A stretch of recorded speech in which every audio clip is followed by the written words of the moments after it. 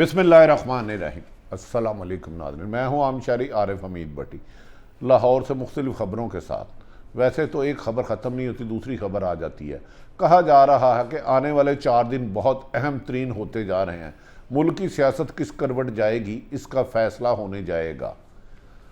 क्या वज़ीर आज़म पाकिस्तान DGISPR की तरफ से भेजी गई समरी पर DGISI के लिए तैनात कर देंगे, जिसे नदीम अंजुम को कहा है, या अपनी मनपसंद करेंगे और नाम तब्दील कर देंगे। इससे पूरा मुल्क का सियासी सिनारियो आईनी माहरीन के बाद तब्दील हो सकता है।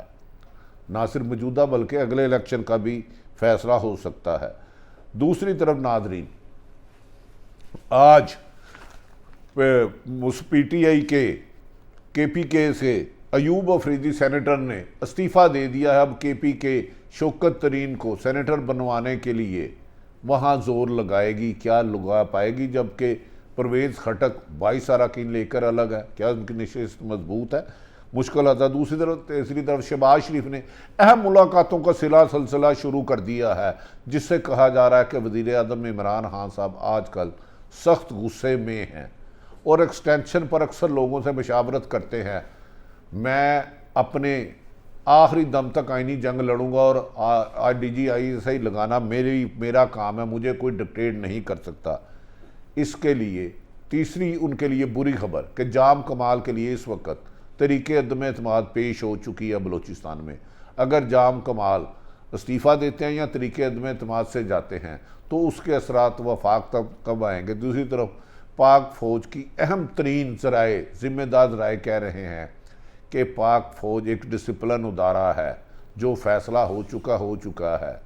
सियासी लोग ने पंजाब में 7 IG तब्दील किए, इंटरव्यू करके चीफ सेक्रेटरी तब्दील किए। तो फ़ौज में इस तरह नहीं होता। Order is order. Army chief बाअख्तियार होता है, इसे पुलिस बनने नहीं दिया जाएगा। क्या वज़ीर आज़म इमरान खान साहब उम्रे सऊदी अरब जाने से पहले समरी पे साइन करेंगे? तो करेंगे क्या? ये बहाम दोनों तरफ तशवीश की लहर को दौड़ा रहा है।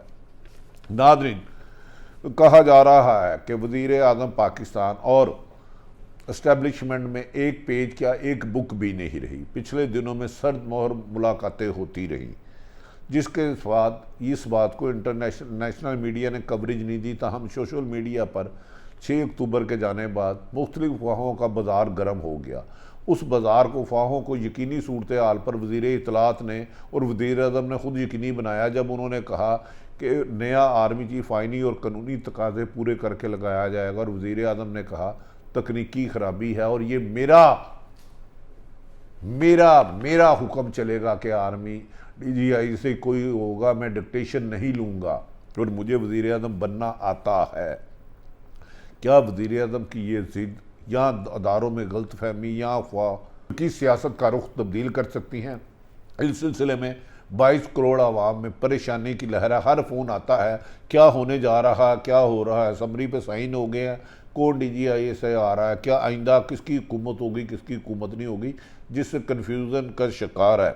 नाज़रीन, कहा जा रहा है कि आइंदा जुमे से कबल वज़ीर आज़म इमरान खान को DGISI की तैनाती के लिए समरी नोटिफिकेशन हर हाल में जारी करना है, क्योंकि इतने दिन इस सीट को खाली रखना नामुमकिन है। आर्मी एक डिसिप्लिन फोर्स है और इधर तसव्वुर भी नहीं किया जाता कि आर्मी चीफ के हुक्म की अदूली हो या उस पर इम्प्लीमेंट ना हो, क्योंकि आर्मी चीफ के एक इशारे पर 8 लाख फ़ौज जंग के लिए तैयार हो जाती है और दुश्मन के सामने चले जाती है। किसी को वज़ीरिस्तान जाना पड़ता है, किसी को वाना, किसी को सियाचिन ग्लेशियर।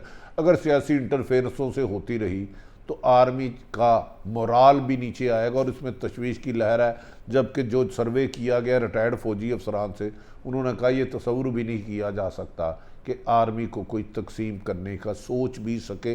और वज़ीर आज़म ने हमेशा यही कहा, उनके और इस्टेब्लिशमेंट के ताल्लुकात मिसाली हैं, लेकिन इस DGISI की तैनाती ने बहुत सारी गलत फहमियाँ पैदा कर दी हैं, जिसका सियासत पर यकीनन असर होगा।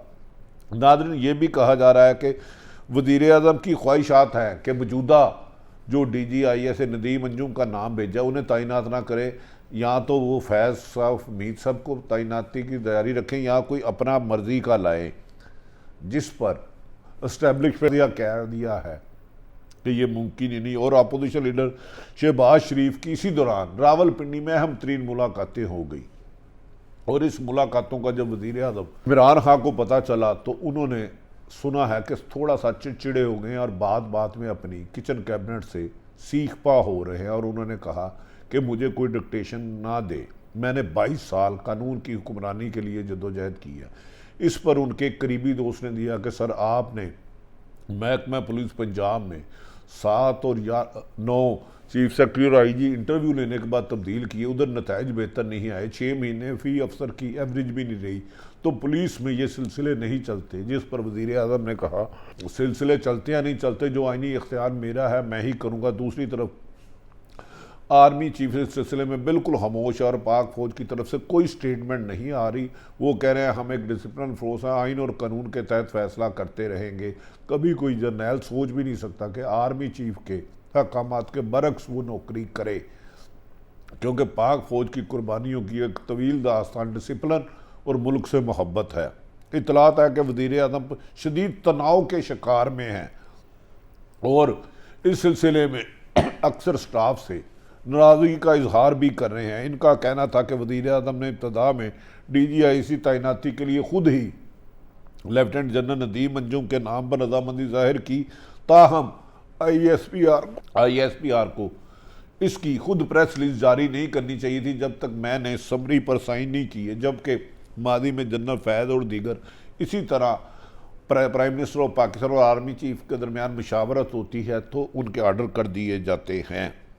जिसके बाद वज़ीर आज़म और आर्मी चीफ के दरमियान अब कहा जा रहा है माजी की तरह मुलाकातों का सिलसिला रुक गया। एक ही मुलाकात तवील हुई थी जिसमें दोनों अपने मौक़िफ़ पर कायम रहे थे।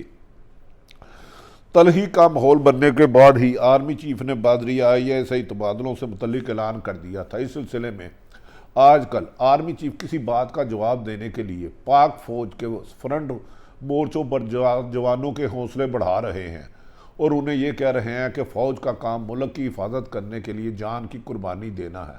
और इस सिलसिले में बाद उन्होंने अहम मशावरत और मीटिंगें की और पाक फ़ौज के सीनियर 5 जर्नैलों से एक मशावरत की और उसमें मुस्तकबिल के बारे में, समरी के बारे में जो भी असर आता है उसके लिए लाअमल तैयार किया।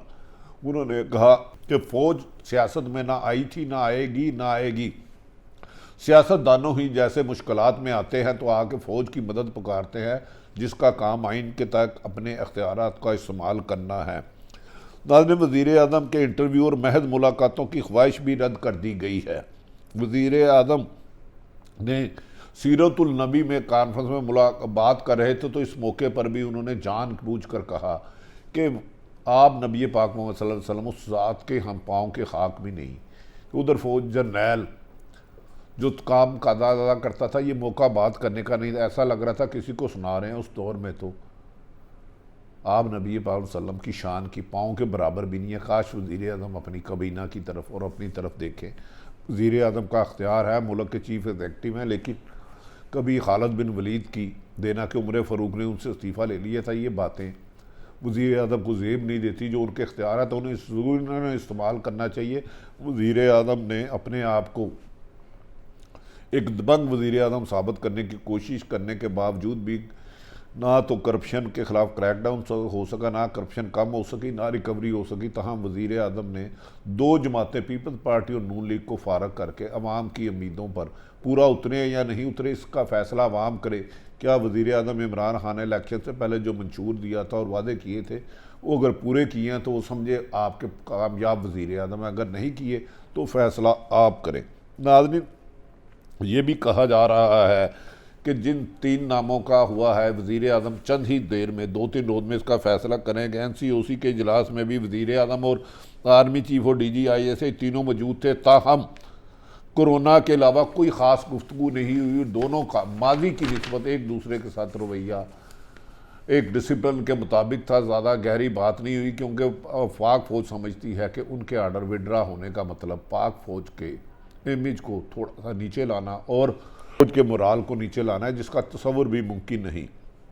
ना कोई गर्मजोशी रही, ना मिलने मिलाने के वादे हुए। उसके बाद नाज़रीन, कहा जा रहा है कि मुस्लिम लीग के सदर शहबाज शरीफ ने पीर के रोज़ रावलपिंडी में मुख्तलिफ लोगों से मुलाकात की, जबकि हुकूमती हल्के कह रहे हैं कि पीपल मुस्लिम लीग उनके लिए मैटर नहीं करती। उन्होंने 20 तारीख का एहतजाज की कॉल दी है। वो जितना ज़ोर लगाते हैं वो नाकाम हो चुके हैं। आज उनकी कॉल के में चंद 100 लोग भी नहीं आ सके, लिहाजा वो हमारे लिए मैटर नहीं करते। इमरान खान के नहादी गरीब कहते हैं कि अगर इमरान खान ने इस मौके पर जज्बात की बजाय होश में फ़ैसला किया तो PTI की हुकूमत के लिए बेहतर नताइज होंगे। अगर वो जज्बात से फ़ैसला करते हैं, दिमाग की बजाय दिल से करते हैं, तो उसका नुकसान भी हो सकता है। ये तो अब PTI के लोग खुद इस बात को तस्लीम करने लग पड़े हैं।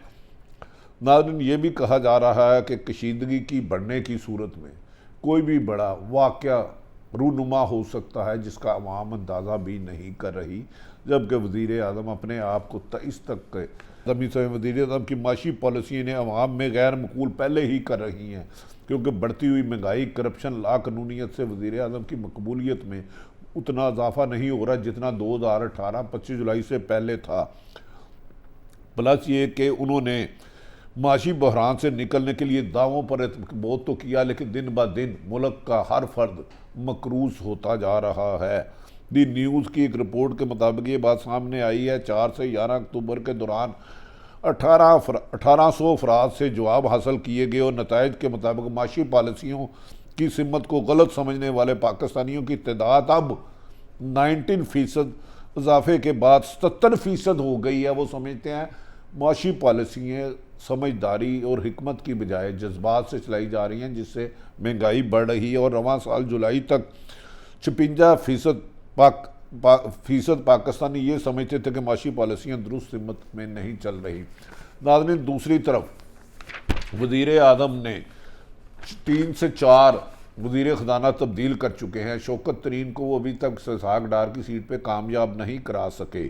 अब कहा जा रहा है कि KPK से सेनेटर सीनियर रहनुमा अयूब अफरीदी ने इस्तीफ़ा दे दिया है उनके KPK से, और आज वो इमरान खान से मुलाकात करेंगे। उन्होंने वज़ीर आज़म का मशीन लगाया जाएगा और उनकी जगह